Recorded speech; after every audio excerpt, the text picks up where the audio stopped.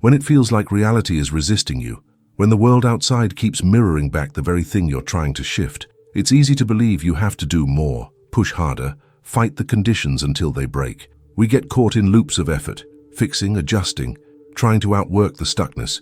But all that scrambling in the outer world, is still just a reflection of one thing, a frequency inside you that hasn't changed yet. Because the truth is, you don't manifest by changing reality.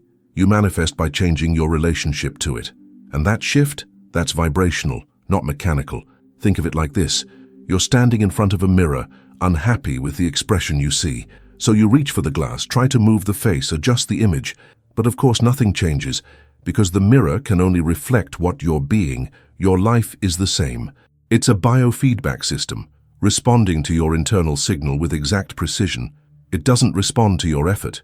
It responds to your essence. And here's the paradox that most people get trapped in. The more you try to change the reflection without shifting the frequency that's causing it, the more resistance you feel. That's why things feel stuck, even when you're doing all the right things. That's why you say the affirmations, visualize the outcomes, take aligned actions, and yet somehow it still loops back to the same place. Because if the signal underneath it all is lack, fear, urgency, then that's what gets amplified. Not what you want, what you are. So the real work is frequency work, nervous system work, identity work, the quiet, powerful art of becoming the version of you who no longer needs the thing to feel whole, because she's already resonating with wholeness now. This is not about pretending. It's not about bypassing discomfort or faking positivity. It's about remembering what's already true beneath the programming and tuning back into it with your body. It starts with small, sacred moments of awareness.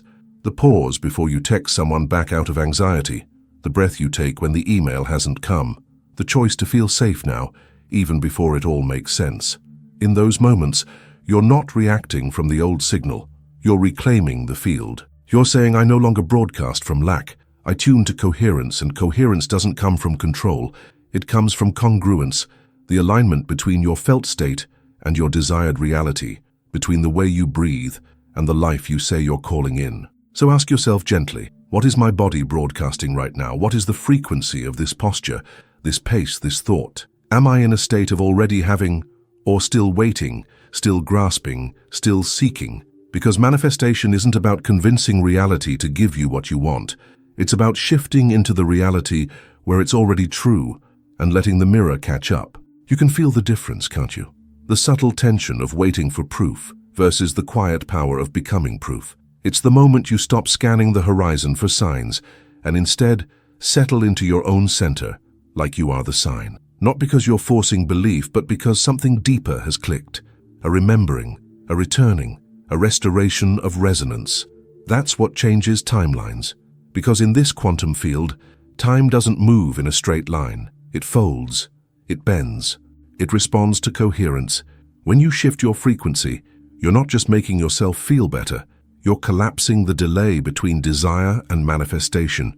You're syncing up with the version of reality where what you want already exists. And the universe, it's just responding to your signal, like a tuning fork. This is why effort alone can't get you there. It's why burnout doesn't bring breakthroughs. You can't muscle your way into alignment. Not with clenched fists, not with held breath, because those states carry their own vibration, and that vibration tells the field, I don't believe I have it yet. Even if your words say otherwise, your being is always louder, and the field doesn't hear your words, it hears your signal. So we must shift the signal, not by fixing the outer world, but by calming the inner one. That means learning how to regulate your nervous system in the moments you feel most triggered. Because the signal of manifestation isn't built in peak excitement, it's built in deep safety. That soft, grounded knowing that says, it's already mine. That inner exhale, that drop into presence, that's the real power. Safety is the magnet. Think of a river. When the water flows, it's because there's no resistance, no dam, no clenching. That's how your energy moves when you're in coherence. You're not grasping, you're receiving, not chasing the current, but becoming the current. That's the essence of true embodiment. And embodiment is the bridge. Because you don't attract what you perform, you attract what you embody. You attract from your cells, from your breath, from the tone in your voice, and the tempo of your heart. When you become the version of you who already lives the outcome, you collapse the space between you and it. And that embodiment begins with one question: how would I feel if it were already done? Let your body answer. Let it show you the rhythm of that version, the way she moves, the way she thinks, the way she enters a room, not needing to be chosen, because she's already chosen herself. That's not fake confidence. That's frequency. And frequency is always first. The frequency is always first. Not the money, not the message, not the moment it arrives. The frequency creates the moment. But here's where it gets subtle, because the mind wants proof. It wants confirmation before it relaxes. It wants to see the external shift before it allows internal safety. So it waits, suspended, watching, measuring time, questioning signs, whispering, "It's not working," every time things still look the same. But manifestation doesn't bloom in that waiting room. It blooms in the unshakable decision to stop needing the mirror to change first. It blooms in the radical shift from reaction to resonance. That means you stop living from the outside in, and you begin broadcasting from the inside out. And when you do that, when your frequency stabilizes before the physical evidence, the evidence bends. Reality reshapes itself to match the tone you've decided to hold. This is where you reclaim your power. Because if the field is responding to your signal, then you are no longer a victim of circumstance. You are a composer, a transmitter, a sovereign field of frequency calling timelines into coherence. That doesn't mean you control what happens. It means you calibrate to what you choose and let reality match you moment by moment, breath by breath. This is what quantum shift really means. Not that you force something to happen faster, but that you become the one it happens for. But let's pause here, because this is not about pretending. This is not about repeating "I am abundant" while your nervous system screams lack. It's not about putting glitter on grief or speed on sadness. In fact, the only way to truly shift frequency is to let yourself feel the dissonance you've been avoiding, to sit with the contraction, to meet the part of you still gripping, still guarding, still doubting. Because that tension, that emotional static, it's not a block, it's a doorway. It's the signal asking to be witnessed, integrated, released. Every time you numb it, deny it, override it with fake positivity, it stays stored in your field. It keeps broadcasting lack. But when you bring breath into it, when you hold it with love instead of judgment, it begins to dissolve. And in its place, a new coherence emerges. The real shift begins when you stop trying to get out of your current experience and instead bring presence into it. Even the parts you wish would go away, even the fear, especially the fear, because when you meet fear with safety, it loses its power to shape your signal. This is why embodiment is not a performance. It's not about acting as if, it's about becoming the version of you who no longer leaks energy into proving, chasing, or waiting. And becoming is not a future event. It's a now practice, a breath by breath, returning to the frequency of already being. So feel into that now, right now, not later, not when the money arrives, not when they text back, now. If you knew it was done and if you felt it was done, how would you sit? How would you walk? What would shift in your tone, your spine, your pace? That's the signal, that's the access point. And yes, it takes courage to live from that place without external validation, but that's what makes it magnetic. That's what flips the timeline. When you no longer need reality to prove your worth because you've already remembered it. You don't have to change reality, you just have to change frequency. And frequency is not an idea, it's a state of being. An embodied, emotional, cellular broadcast that says, this is who I am now. Not by force, but by truth. Not through effort, through essence. So let's talk about what really happens when you stabilize a new frequency. Not just visit it, not just feel it during a meditation or in the high of a good day, but live it, hold it, let it become your new normal. That's where the field responds in ways that feel like miracles, but they're not miracles. They're mechanics, quantum mechanics, because reality isn't static. It's not solid. It's fluid, waveform until observed, potential until chosen. And your frequency, your emotional, embodied, energetic state, is what chooses, not just with your thoughts, but with your being. Every breath, every belief, every micro movement of your attention is shaping probability. And the moment you hold a frequency long enough, steadily enough, the probability wave collapses into form. That's the observer effect. And it's not woo, it's physics. But here's where it gets wild. Your subconscious identity is doing the observing, which means you can't fake your way into a new reality. You have to become the version of you who naturally lives there, not just when it's easy, not just when you're in flow, but especially when the outer world still looks unchanged, because that's the final test, the field asking, "Are you sure?" And if you collapse back into fear, doubt, hustle, the old frequency gets reactivated and reality follows. But if you stay, if you hold the line, if you stabilize in the new vibration long enough for it to become default, the shift becomes inevitable. Because coherence is cumulative, it builds, it compounds, and eventually it tips reality. This is the vibrational law most people miss. Reality doesn't shift when you first align. It shifts when you remain aligned, regardless of appearance. That's what rewires the quantum feedback loop. That's what upgrades your point of attraction. But how do you remain in a new frequency when the world around you is still echoing the old one? You practice, moment by moment, choice by choice, not by forcing positivity, but by anchoring presence, by regulating the body, by catching the old signal as it tries to pull you back into urgency, scarcity, proving, and instead breathing deeper, softening, recentering in the version of you who already knows it's done. That might mean slowing your pace, resting when you'd usually rush, saying no when you'd normally seek approval, speaking truth when you'd rather please. These are not small acts, they are seismic, because each one says, "I no longer need to earn my desires. I trust I'm already aligned with them." And that trust, that self-sourced certainty, it's magnetic. People feel it. Opportunities gravitate to it. Coincidences align with it. Because the universe isn't personal, it's vibrational. And when you shift your base frequency, you enter a new field of probability. What felt impossible before becomes obvious now, not because the world changed, but because your signal did. So ask yourself, what have I been trying to earn and that I could instead embody? Where have I been waiting for proof as instead of becoming it? Where am I still trying to get something that my future self already lives from?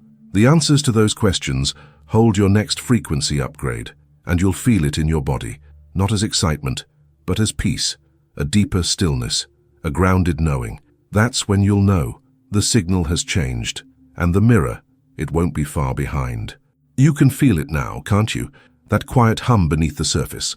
The part of you that already knows, that always knew. It's subtle, but steady, like a song playing just under the noise of thought. When you tune in, it's not loud, it's clear. And that clarity, that still vibrating knowing, is the new baseline. You're no longer chasing, you're calibrating, no longer grasping, you're remembering, because you've stopped arguing with what's missing and started harmonizing with what's becoming. That's the real shift. When you let go of the illusion that something out there needs to move first, that life has to catch up before you can feel safe, loved, chosen, abundant, that's backwards, that's the trap. The truth is your frequency moves first, and life, loyal mirror that it is, responds. But here's the part that feels almost too simple to believe. Nothing outside of you needs to change for you to access that shift. Not your bank account, not your relationship status, not the timing of your desires. Because frequency isn't reactive, it's generative. It comes from you, not to you. So the question is no longer, how do I get what I want? It becomes, how do I tune to the version of me who already has it?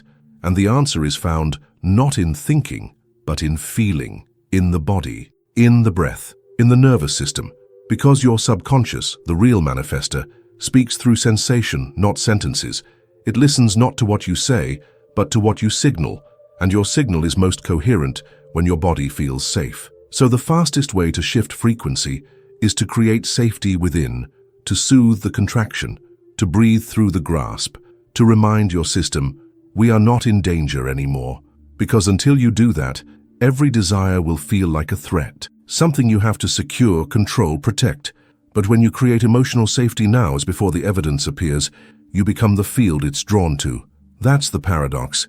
You don't attract what soothes you. You soothe yourself, and then you attract from that place. And when that becomes your new way of being, and when you no longer need reality to calm you, because you've become the calm, everything changes. The world around you reorganizes itself to reflect the peace within you. This is not passive, it's powerful, because nothing is more magnetic than someone who is no longer negotiating with reality, no longer waiting for permission, no longer asking, "Is it safe to believe this time?" but instead deciding, "This is who I am now, not because I forced it, because I found it, buried beneath the noise, the grasping, the waiting, and I chose to live from that place, consistently, unapologetically, fully. So now, you walk differently, you breathe differently, you listen to life from a new depth, you stop grabbing at signs and become the signal, not with effort, with frequency, not with striving, with embodiment, not with noise, with stillness. And the field, it bends. It always bends. And when it bends, it doesn't always look how you expected. Because when you truly shift frequency, you don't just magnetize the desires you've been holding, you also begin to repel everything that was feeding the old version of you. And that's where most people panic. They say, "Why is this falling away? Why did they leave? Why does this feel like loss?" But it's not loss, it's alignment. The field is intelligent. It knows what belongs to the new frequency and what doesn't. When you raise your resonance, everything that vibrated with the old story begins to fall out of orbit, not as punishment, as proof that you've changed. This is the part of the shift that requires trust. Because at first it might feel like things are breaking, collapsing, uncertain. But look again, things are realigning.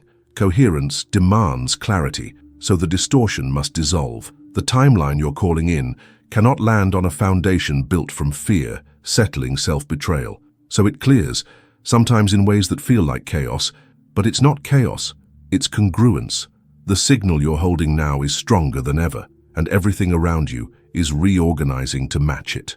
That means yes, people might fade, plans might shift, your old coping mechanisms might feel hollow, but underneath it all, a new structure is forming, a life that actually reflects your frequency, not your fear.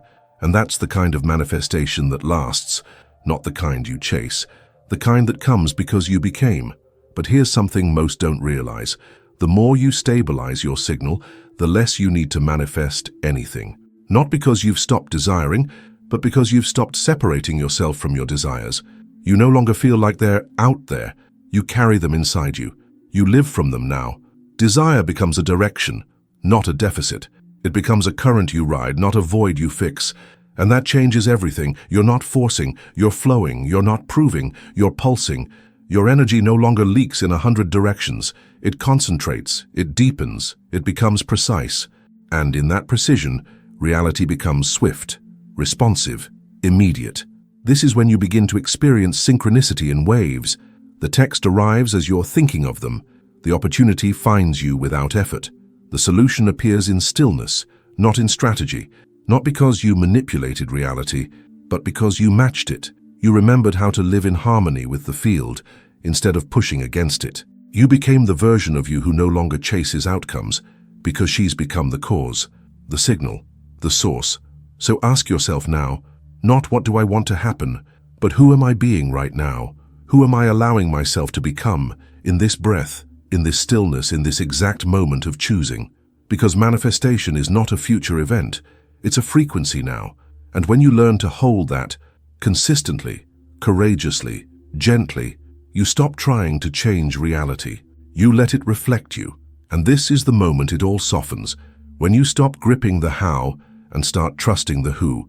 Because frequency is not something you force, it's something you fall into. A surrender, not a strategy. A remembering, not a reaching. And the deeper you go into that remembering, the more naturally life begins to respond. Not through effort, through essence. You see, everything in your reality is encoded with resonance. Every situation, every delay, every coincidence, all of it tuned to your internal broadcast. And the question isn't whether it's working, the question is, what is it mirroring back? Because reality never fails to reflect your frequency. When you believe you're unsupported, life will show you friction. When you believe things take time, the path will stretch. But when you trust that alignment is instant, when you know that safety and success are your birthright, the field moves. Not because you pushed, because you permitted. You gave permission for a different story to land in your body. And that permission, that's the unlock. Because until you allow yourself to feel good now, to feel safe, connected, fulfilled now, you're still pushing your desires into the future, still living in the space of when, which the quantum field reads as not now, and it responds accordingly. That's the irony. The more you wait for it to happen so you can feel different, the longer it delays.